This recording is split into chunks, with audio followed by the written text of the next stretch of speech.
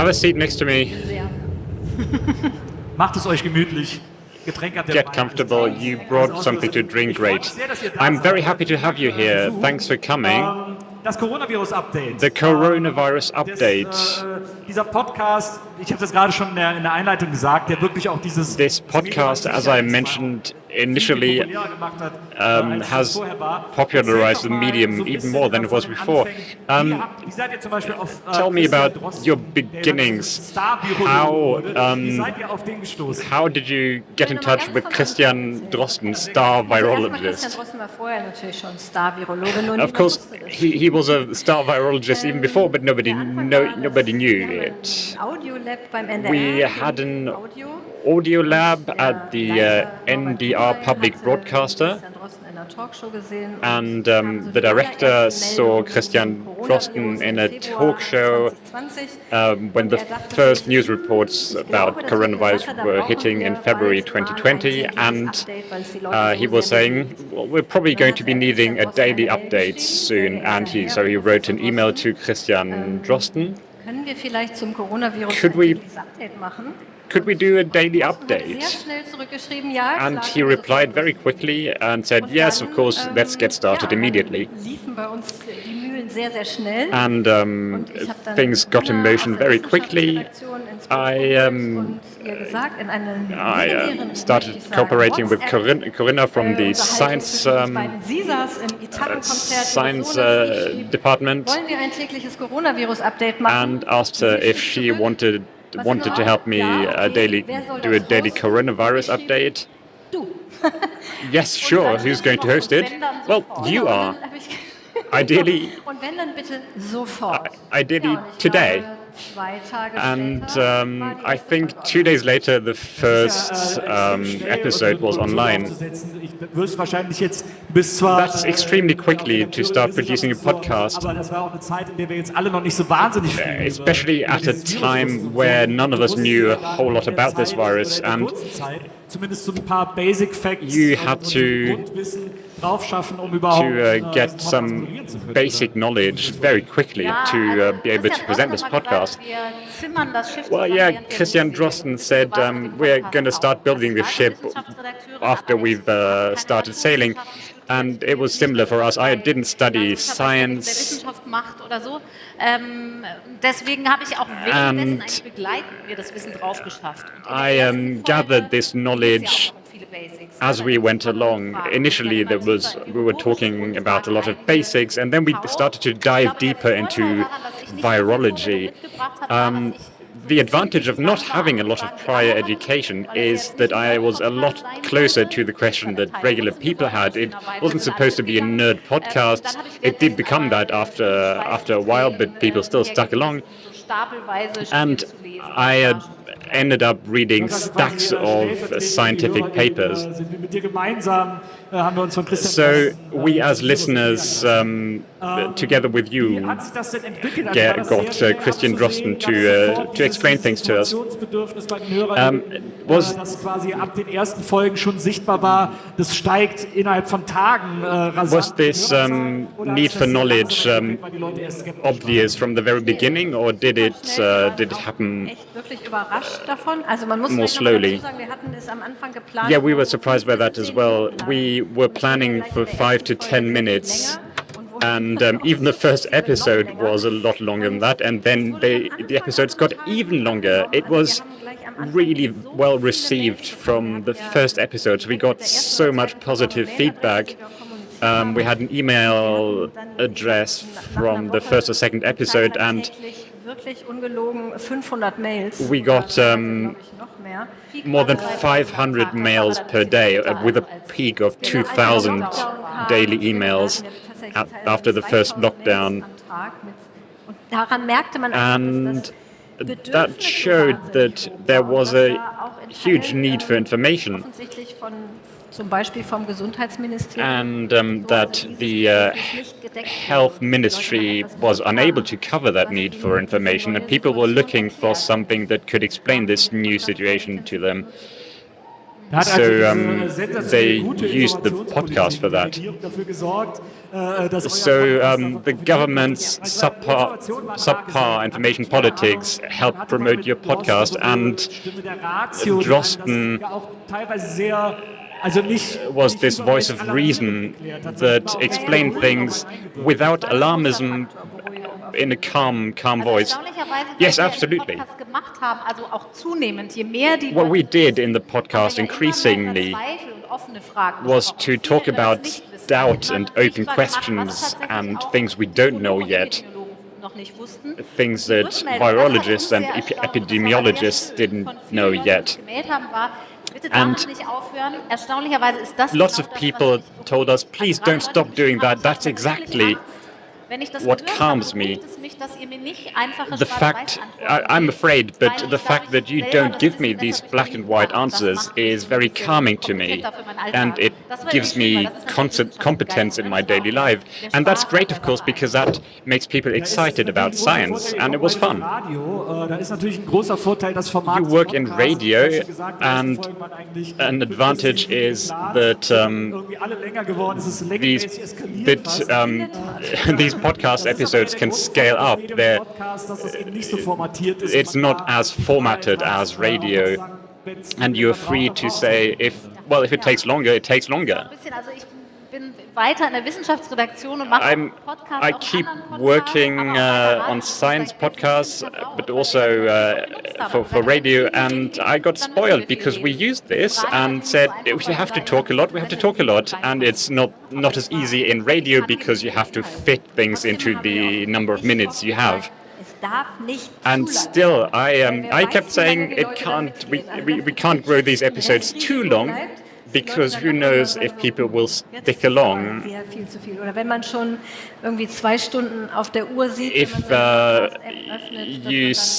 people might be reluctant to listen to 2-hour episodes, for example, because they don't feel they have the time. You're in charge of podcasts at this audio lab that you have. Did the Corona Update podcast open doors to professionalize the medium and make it be taken more seriously? A few years ago, podcasts seemed to be second-class citizens in a lot of public broadcasters. But the coronavirus update showed you that the medium has its own possibilities, its own laws that you can use to transport content. Did it help you to take down some prejudices? Yes, but not necessarily at the NDR where we work. It was really a breakthrough for the entire podcast market. It was our serial moment in Germany, this podcast that we made. In our audio lab, we developed podcasts even before this. Of course, we had our correspondent podcasts, where we told our foreign correspondents, don't just make things for radio, but also talk about stuff behind the scenes. We developed some other podcast formats as well, so it didn't change a huge lot, but of course the way it was received, we got to a whole new state of knowledge. For example, shortly before we launched a different project, we got hit with COVID, so we put it on the back burner, but about half a year later, also vor allen Dingen für euch in der Wissenschaftsredaktion eine Riesenbelastung, nochmal noch einen zweiten Podcast dann online zu bringen, bewusst gemacht, weil es eben deliberately started publishing that podcast, even though it was a lot of effort, because it hit this fertile ground of a lot of people who were interested in podcasts, and that helped us a lot. You said you got 500 emails a day, lots of people thanking you because it helped them. But we all know that the COVID pandemic also und wir uns irgendwie showed us a lot of bad sides of people, and we had people who denied the entire pandemic, and I imagine that these people ended up sending a lot of emails to the central authorities in this pandemic. So, Mr. Drosten and you, did you get a lot of critical or a lot of negative feedback as well? No, surprisingly little. Sometimes you get constructive criticism, sometimes you get this whole bucket where you open the email and take a step backwards, but it's very rare. A lot of it happened on Twitter, though. I have to spend a lot of time on Twitter because that's also where scientists communicate. Sometimes you can find these preprints there, for example, and see how professionals think about a subject. It saves you a phone call sometimes. I try to spend as little time there as possible, but when I tweet something that's not necessarily even polemic, then the comments are heavy. It's different to email. Yeah. I think Christian Drosten, though, got a lot of that, though. Yeah, I think if the scientists would have been known, then maybe it would have been directed directly at them. But yeah, we also got a lot of really nice feedback where people were thankful. They said, "I'm happy to pay my radio license for this." So we got a lot of really nice mails as well.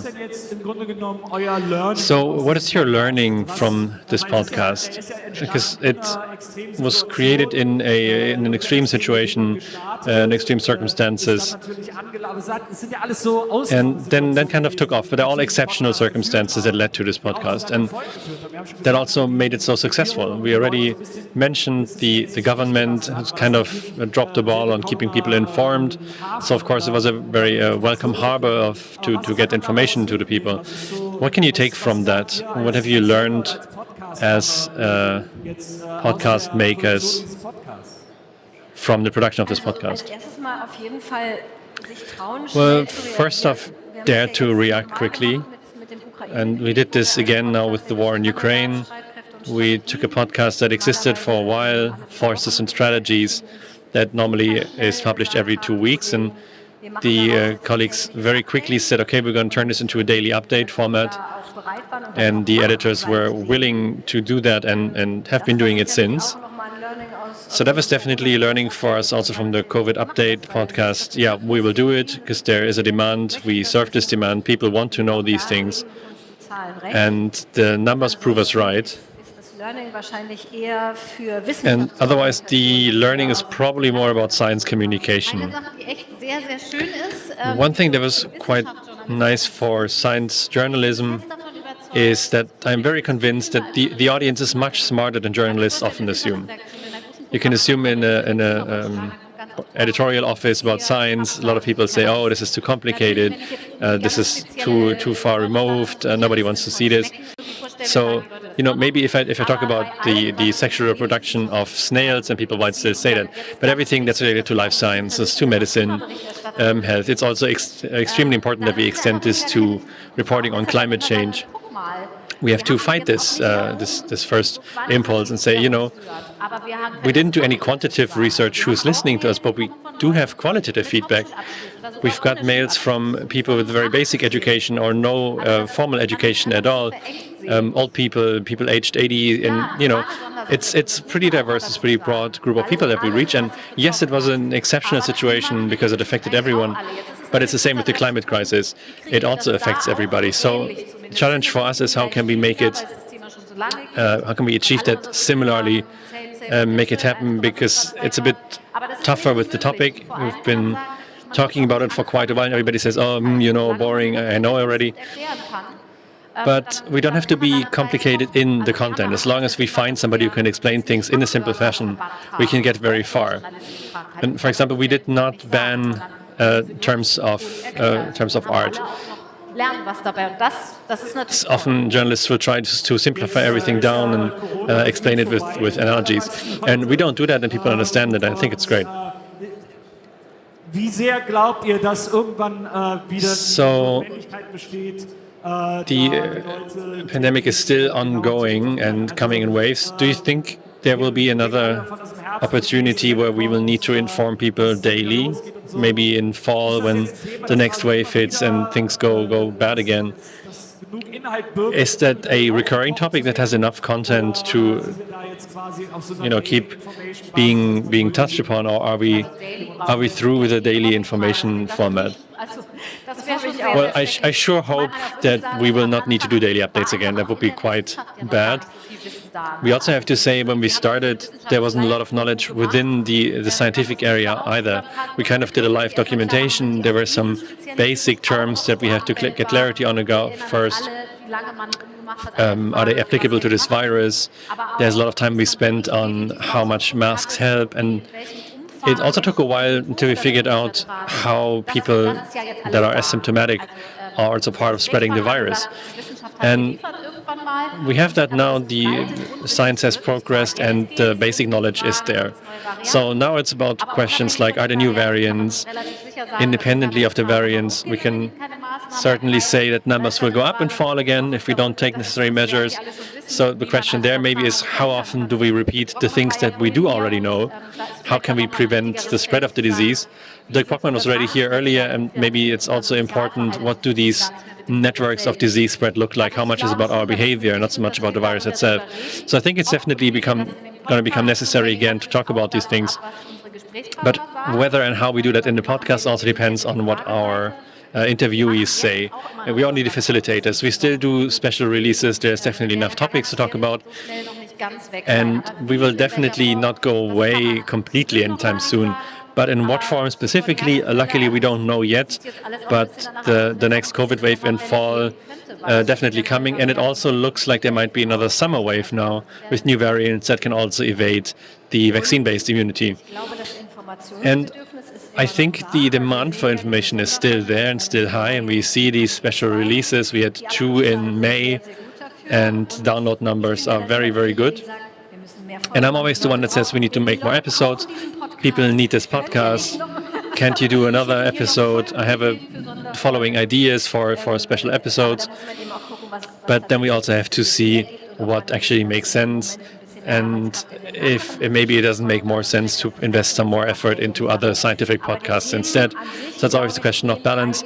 But the topics itself, I think we're not going to run out of them anytime soon.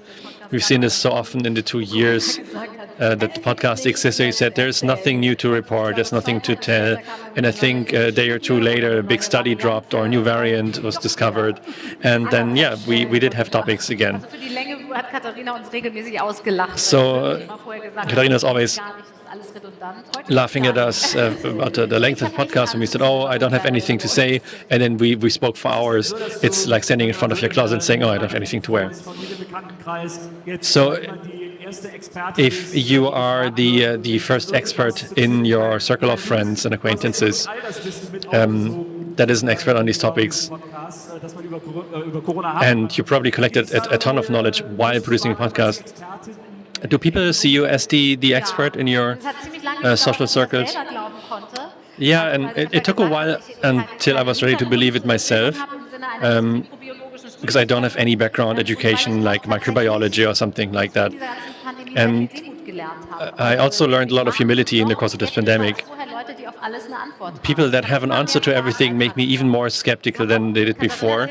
There's always questions, but there's rarely answers. And also, Katharina mentioned about the development of the vaccine. She's not part of the science editors, but podcast editors. And she accompanied that editorially and kept saying, I still don't quite understand how does the approval process work, how do the approval studies work. And that made me realize how often we just, throw out answers, but we only know exactly what we've asked there. And as soon as somebody asks a follow-up question, then we're struggling. So then I learned I don't really know a lot of things. Then we talked about vaccine information. There was a lot of things accumulated.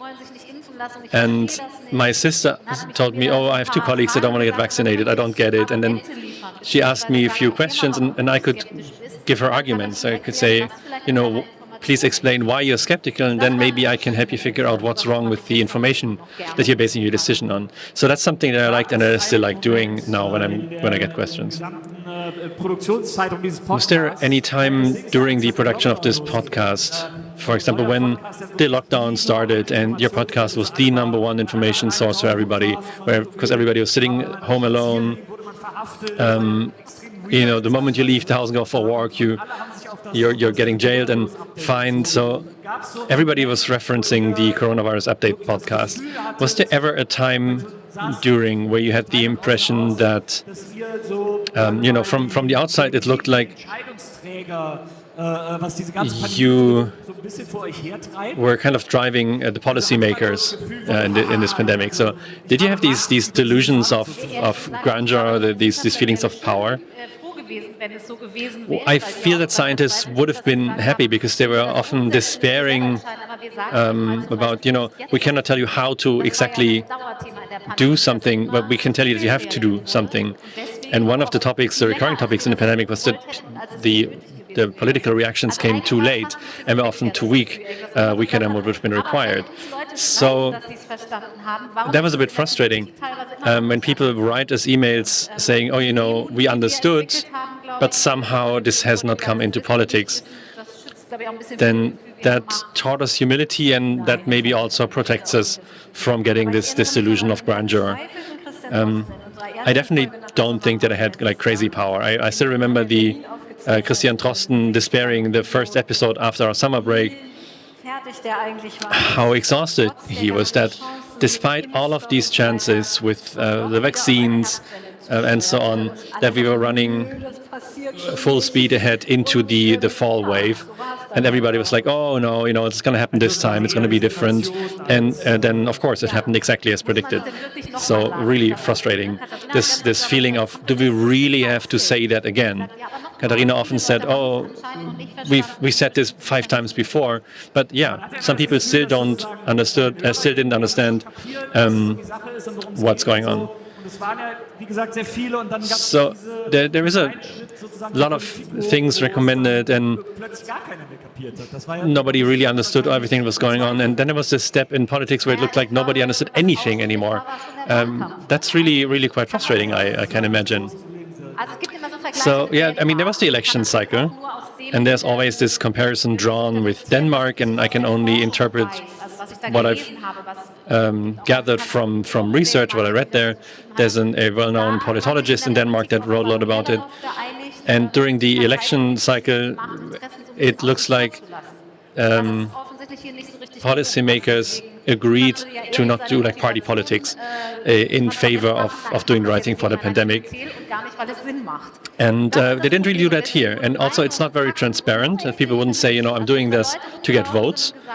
So a lot of things were kind of mixed together here. I heard a northern German minister in the radio that said something like, there is no disease spread between asymptomatic people. And I was like, what the hell is going on? Part of it might have been ignorance, but also part of that might just have been motivated by other interests. And that is the problem, that also when doing the communication was often only rudimentary. The main message was, get vaccinated, the vaccines are safe. But nobody touched on the open questions that did naturally exist, the conspiracy theories, the potential side effects of the vaccinations, and that also in medicine there's nothing that is ever 100% safe. That is something you have to communicate, and nobody really dared to do that anymore, because then you'd have to go in depth, and people don't do that. Looking at the listener numbers of the podcast, does that reflect the waves of disease when people were more or less interested, if there's some triggering event outside, it was in the other media, and then the listener numbers went up again? Can you correlate the listener numbers to something else? Yeah, you can probably map it directly to the infection cycles, and whenever a new variant comes, numbers go up. Then the listener numbers also went up. That's just logical, because then our people are directly confronted with the topic again. If there was any uncertainty, or when the vaccinations became available, that was definitely reflected. What surprised us but also makes us a little bit happy is that there's a long-term effect. People listen to episodes from the back catalog that are not quite up to date anymore because science obviously has progressed since, and that is not something that we expect in a format like this. But it still happens, and that's nice. A lot of things are still relevant, of course, and indeed, interest is not slowing down as much as we would have thought initially after Christian Drosten and Sandra Zizek said that they would not be available for the next period of time. So now we do special episodes, and we also have very interesting guests, and I think they rightly have a lot of listeners. But it's not what we expected, especially not to this extent. And that also again speaks to people's interest in science and, of course, the interest in the eher. Komm, lass uns nochmal das 2020-Feeling zurückholen. Maybe there's people that say, let's get back to this 2020 feeling.